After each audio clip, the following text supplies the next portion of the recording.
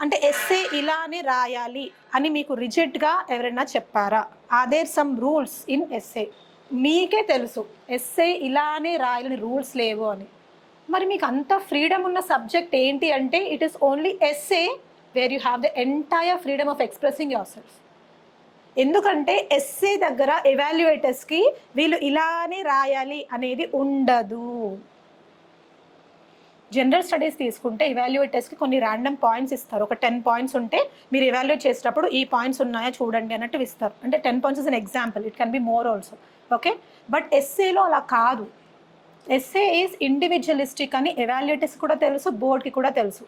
So there are no hard and fast rules for essay writing. ఒకటే ఒక rule ఉంటుంది, only one rule. అది ఏంటో చెప్పగలుగుతారా? Stick to the topic. Very good. There is only one rule for essay. I'm talking about the content. మీ thought ప్రాసెస్లో ఏమైనా restrictions ఉన్నాయా అని. It's not about structuring. స్ట్రక్చరింగ్లో ఉంటుంది definitely, because you can't write beyond some number of pages.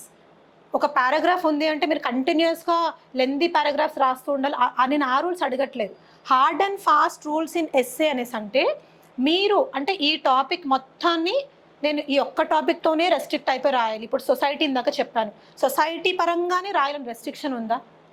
ఆ asking you to diversify that. సొసైటీని different ఎలిమెంట్స్తో link చేయండి, but you should be within the topic. Being within the topic is the first and main aspect of essay.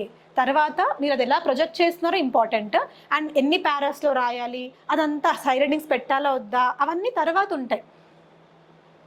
అది మనం మన classes అప్పుడు మాట్లాడుకుంటాం. How to write an essay అన్న దాంట్లో మనం మాట్లాడుకుంటాం. ఓకే, అవి వేరు, ఆ రూల్స్ వేరు. ఓకే.